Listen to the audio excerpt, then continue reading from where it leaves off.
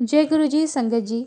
संगत जी, ये जो सत्संग मैं आपके सामने शेयर करने जा रही हूँ, ये कमांडर अंकल का सत्संग है, जिसका ज़िक्र उन्होंने अपनी किताब में किया है, जिसमें वो ये बताते हैं कि किस तरह उन्होंने गुरु जी ने कमांडर आंटी को, उनकी पत्नी को अपनी सफ़ेद दुनिया दिखाई, मृत्युप्रांत वाली दुनिया, जहाँ कमांडर आंटी गई थी और वहाँ से लौट आई। आइए सत्संग शुरू करते हैं। यह 2004 में गुरुजी के जन्मोत्सव की बात है। मेरी पत्नी अंदर मुख्य हॉल में बैठी थी और मैं रसोई घर के सामने अपनी सेवा में कार्यरत था। हॉल के अंदर से लगभग 50 अनुयायियों को एक वक्त पर बाहर लंगर के लिए लाया जा रहा था, ताकि गुरुजी के सामने कुछ और संगत को लाकर बैठा दिया जाए। अचानक ही कुछ समय के लिए रसोई घर से लंगर का परोसना रुक गया। उसी वक्त ही एक बड़ी संख्या में पंजाब से संगत आई और हॉल में प्रवेश कर गई।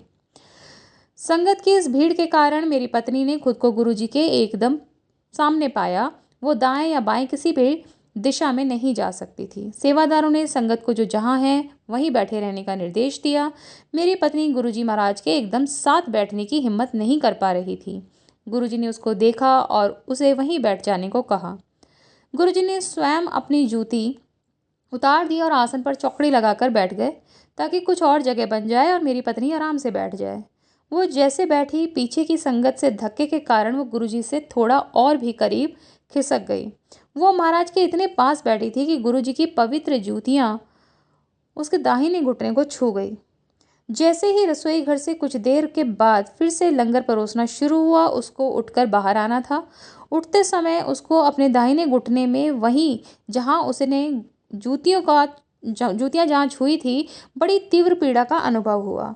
उसने मुझे बाद में बताया कि वो उसकी ज़िंदगी के अनुभव की हुई सबसे कष्टदायक पीड़ा थी। हर कोई यही सोचेगा कि वो गुरुजी के इतने पास बैठी थी और अनजाने में गुरुजी की जूतियां उससे छू गई, तो इससे बड़ा क्या ही आशीर्वाद कोई होगा। और ये सच भी है। जैसे ही वह मुख्य हॉल के लंगर के लिए बाहर निकली, उन्होंने खुद को दूसरी ही दुनिया में पाया। वहां लंगर नहीं परोसा जा रहा था। लंबी लंबी दाढ़ी वाली संगत, जिन्होंने सफ़ेद कपड़े पहने हुए थे, आपस में बातें करते हुए, खुशी से अपनी ही धुन में गाते हुए बस हवा में मानो तैर रहे थे। मेरी पत्नी दर्द के कारण हताश थी, अत्यधिक पसीने में लथपथ थी और रो रही थी। अपना सर दीवार के सहारे टिकाकर मेरी पत्नी ने मुझे ढूंढना शुरू किया। एक संगत से जो उसे कुछ जानी पहचानी लगी, उन्होंने मुझे ढूंढकर यह बताने को कहा कि उसकी तबीयत ठीक नहीं है और उसे तुरंत ही चिकित्सक की मदद की ज़रूरत है। वो चाहती थी कि मैं उन्हें तुरंत ही घर वापस ले जाऊं। इस संगत इस संगत ने उनकी बात पर ध्यान ही नहीं दिया और उसे नज़रअंदाज कर दिया। मेरी पत्नी ने फिर एक अन्य संगत को संपर्क किया, पर उस संगत ने भी उसे नज़रअंदाज कर दिया। मेरी पत्नी ने हाथ पकड़कर उन्हें रोकने की कोशिश करी, पर उसका हाथ उस संगत के आर पार हो गया, मानो जैसे वो संगत धुएं से बनी हो। वो उनको छू या पकड़ नहीं सकी।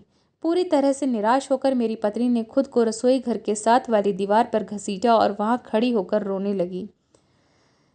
उसने सोचा कि उसकी मृत्यु हो गई है, क्योंकि जो लोग उसे दिख रहे थे वो काल्पनिक से लगे। अब वो फिर से रोने लगी, क्योंकि उसे एहसास हुआ कि उसने अपने बच्चों से विदा भी नहीं ली और अब वो वापस नहीं आ सकती।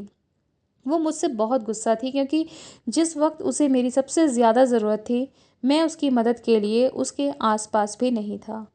मैं जब भी सेवा में रहता हूँ तो बीच बीच में उसको जाकर देखता कि वो ठीक है या नहीं, पर उस दिन मैंने यही कोशिश की भी, पर मैं उसको कहीं भी देख नहीं पाया।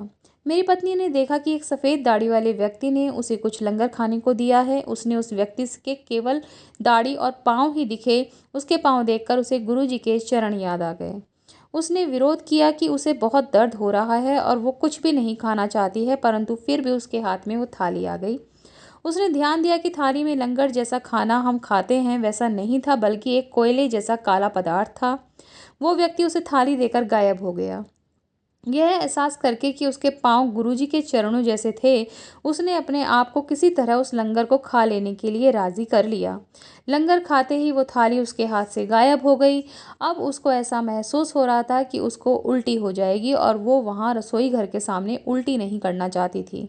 उसने बाथरूम जाने का सोचा और वो चल ही नहीं पा रही थी। फिर भी जैसे तैसे उसने बाथरूम जाने का सोचा और वो वैसे ही वहाँ पहुँच गई।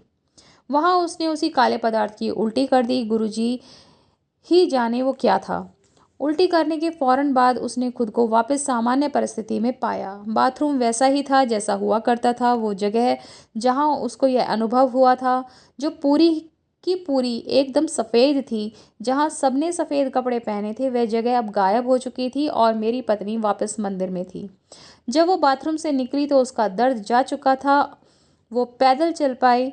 सर से पाँव तक वो पसीने में भीगी हुई थी और मुझे ढूंढते ढूंढते मुख्य दरबार हॉल की ओर जाने वाली सीढ़ियों पर आकर बैठ गई। लगभग सुबह के 2 बजे होंगे जब आखिरकार वो मुझे वहीं पर बैठी हुई मिली। वो काफ़ी बीमार और दुखी लग रही थी। मैं बहुत डर गया। उस वक्त वो केवल घर लौटना चाहती थी। मैंने उसे समझाया कि मैं बिना गुरुजी की आज्ञा के उसे घर नहीं ले जा सकता। बाकी संगत की तरह मुझे भी पूरी आस्था थी कि हम मंदिर के अंदर हैं तो हमेशा सुरक्षित हैं। उसने विरोध किया, पर मैंने अपनी बात दोहराई कि हम गुरुजी की आज्ञा मिलने पर ही घर जाएंगे। मैं नहीं जानता था कि उस पर क्या गुजरी है, पर मैं ये यकीनन जानता था कि मंदिर के अंदर गुरुजी के साथ वो सुरक्षित है। उसने फिर विरोध किया और कहा कि गुरुजी मुझे फिर से 1 घंटे के लिए रोक लेंगे और उसे वहाँ कष्ट ही रहेगा। पर मैं अंदर गया और गुरुजी से आज्ञा भी तुरंत मिल गई। यह स्पष्ट था कि महाराज जानते थे। हम गाड़ी चलाकर घर लौट आए। अगली सुबह मेरी पत्नी ने मुझे चाय का प्याला देते हुए जगाया और मैंने प्रतिक्रिया में उसको आराम करने को कहा।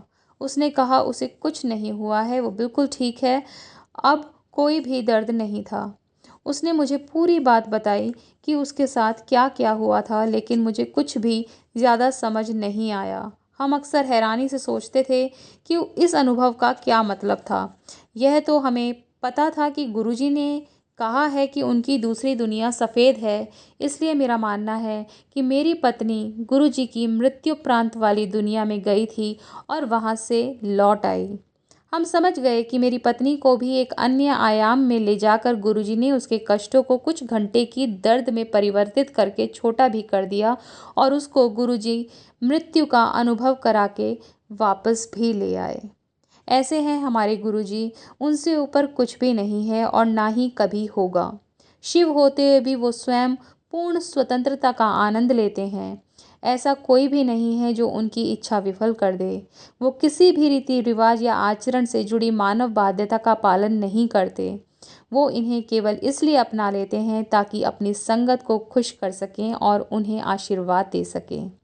भगवान शिव के माँ पार्वती से विवाह का स्मरण करें तो पाएंगे कि वहाँ भगवान शिव ने तपस्वी के वेशभूषा त्याग कर दूल्हे का रूप अपनाया था। उसी प्रकार गुरुजी ने भी संतों की वेशभूषा से जुड़े पारंपरिक मापदंड का अनुसरण नहीं किया।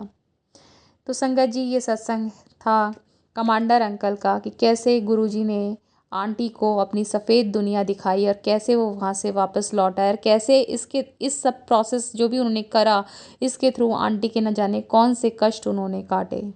जय गुरुजी, शुक्राना गुरुजी।